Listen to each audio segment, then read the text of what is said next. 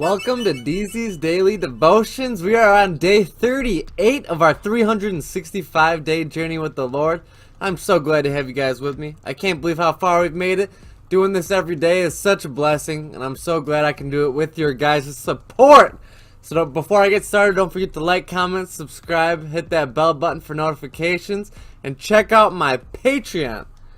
We're starting off today in Exodus chapter 6. And we're going from verse 1 until chapter 27, verse 21. Let's get started. Chapter 26, Plans for the Tabernacle. Make the tabernacle from 10 curtains of finely woven linen. Decorate the curtains with blue, purple, scarlet thread, skillfully embroidered cherubim. The 10 curtains must be exactly the same size, 42 feet long and 6 feet wide. Join 5 of these curtains together, make one long curtain. Join the other 5 into a second long curtain. Put loops of blue yarn along the edge of the last curtain in each set. The 50 loops along the edge of one curtain are to match the 50 loops along the edge of the other curtain. Then make 50 gold clasps and fasten the long curtains together with the clasps. In this way, the tabernacle will be made of continuous piece. Make 11 curtains of goat hair cloth to serve a tent covering the tabernacle. These 11 curtains must be exactly the same size, 45 feet long and 6 feet wide. Join 5 of these curtains together to make one long curtain and join the other 6 into a second curtain. Allow 3 foot of material from the second set of curtains to hang over the front of the sacred tent. Make 50 loops for one edge in each large curtain, then make 50 bronze clasps and fasten the loops and long curtains with the clasps. In this way, the tent covering will be made with one continuous piece. The remaining 3 feet of this tent will be to the left and hang over the back of the tabernacle, and 18 inches of remaining material to hang down each side so the tabernacle is completely covered. Complete the tent covering with a protective layer of tanned ram skin and a layer of fine goatskin leather. For the framework of the tabernacle, construct frames of kaiwood. Each frame must be 15 feet high and 27 inches wide with 2 pegs under each frame. Make all frames identical. Make 20 of these frames to support the curtains on the south side of the tabernacle.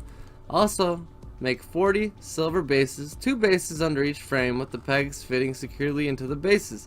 For the north side of the tabernacle, make another 20 frames with their 40 silver bases, 2 bases under each frame. Make 6 frames for the rear of the west side of the tabernacle along with 2 additional frames to reinforce the rear corners of the tabernacle. These corner frames will be matched at the bottom, firmly attached to the top with a single ring, forming a single corner unit. Make both these corner units in the same way. There will be 8 frames at the rear of the tabernacle, set in 16 silver bases, 2 bases under each frame. Make crossbars of a crywood to link the frames, 5 crossbars for the north side of the tabernacle and 5 for the south side. Also make 5 crossbars for the rear of the tabernacle which will face west. The mid crossbar attached halfway up the frames will run all the way from one end of the tabernacle to the other. Overlay the frames with gold and make gold rings to hold the crossbars. Overlay the crossbars with gold as well. Set up this tabernacle according to the pattern you are shown on the mountain. For the inside of the tabernacle, make a special curtain of finely woven linen. Decorate it with blue, purple, and scarlet thread with skillfully embroidered cherubim. Hang this curtain on gold hooks attached to 4 posts to the K-wood. Overlay the posts with gold and set them in 4 silver bases. Hang the inner curtain from clasps and put the Ark of the Covenant in the room behind it. The curtain will separate the holy place from the most holy place. Then put the Ark's cover, the place of atonement, at the top of the Ark of the Covenant inside the most holy place. Place the table outside the inner curtain on the north side of the tabernacle and place the lampstand across the room from the south side. Make another curtain for the entrance of the sacred tent. Make it a finely woven linen and embroider it with exquisite designs using blue, purple, and scarlet thread. Craft 5 posts from acacia, overlay them with gold, and overhang the curtains from the gold hooks. Cast 5 bronze bases for the posts. Chapter 27. Plans for the altar of burnt offering. Using acacia, construct a square altar 7.5 feet wide, 7.5 feet long, 4.5 feet high. Make horns for each of its 4 corners so that the horns of the altar are all one piece. Overlay the altar with bronze. Make ash buckets, shovels, basins, meat forks, fire pans of all bronze. Make a bronzing for it. Attach bronze rings at its 4 corners, installing the grating halfway down the side of the altar under the ledge. For carrying the altar, make poles of acacia wood, overlay them with bronze. Insert the poles through their wings on the 2 sides of the altar. The altar must be hollow, made with planks. Build it just as you were shown at the mountain. Plans for the courtyard. Then make the courtyard for the tabernacle, enclosed with curtains made of finely woven linen. On the south side, make curtains 150 feet long. They will hold up 20 posts and securely in 20 bronze bases. Hang the curtains with silver hooks and rings. Make the curtains the same on the north side, 150 held up by 20 posts and securely bronze bases. Hang the curtains with silver hooks and rings. The curtains on the west side of the courtyard will be 75 feet long, supported by 10 posts and 10 bases. The east of the courtyard, the front, will also be 75 feet long. The courtyard entrance will be on the east end, flanked by 2 curtains. The curtains on the right side will be 22.5 feet long, supported by 3 set and 3 bases. The curtain on the left side will also be 22.5 feet long, supported by 3 posts and 3 bases. For their entrance to the courtyard, make a curtain that is 30 feet long, make it finely woven linen, and decorate it with beautiful embroidered blue, purple, and scarlet thread. Support it with 4 posts, each securely in its own base. All the posts around the courtyard must have silver rings and hooks and brown bases.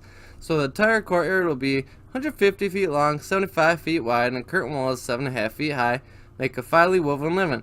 The base of the posts will all be made of bronze. All the articles used in the rituals of the tabernacle, including all the tent pegs used to support the tabernacle and the courtyard curtains, must be made of bronze. Light for the tabernacle. Command the people of Israel to bring you pure oil of pressed olives for the light, to keep the lamps burning continually. The lampstand will be the stand of the tabernacle, in front of the inner curtain that shields the Ark of the Covenant. Aaron and his sons must keep the lamps burning in the Lord's presence all night. This is a permanent law for the people of Israel, and it must be observed from generation to generation. So that is what we're leaving off in Exodus for today. So now let's go ahead and move on to Matthew. Today we're reading Matthew. We're in chapter 25, and we're reading verses 1 through 30. Chapter 25, Parable of the 10 Bridesmaids. Then the kingdom of heaven will be like 10 bridesmaids who took their lamps and met with the bridegroom. 5 of them were foolish, 5 were wise. The 5 who were foolish didn't make enough olive oil for the lamps, but the other 5 were wise enough to take extra oil. When the bridegrooms were delayed, they all came drowsy and fell asleep. At midnight, they were aroused by the shout, "Look, the bridegroom is coming, come and meet him."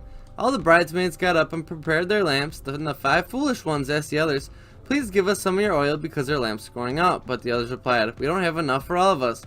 Go to a shop and buy some for yourselves." But while they were gone to buy oil, the bridegrooms came. Then the ones who were ready with them to marriage feast, and the door was locked. Later, when the other 5 maids returned, they were standing outside calling, "Lord, Lord, open the door for us." But he called back, "Believe me, I don't know you. So you too must keep watch, for you don't know the day of the hour of my return."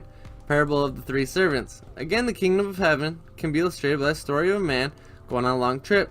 He called together his servants and entrusted his money in them while he was gone. He gave 5 bags of silver, 2 bags of silver to another, and 1 bag of silver to the last, dividing in proportion to their abilities.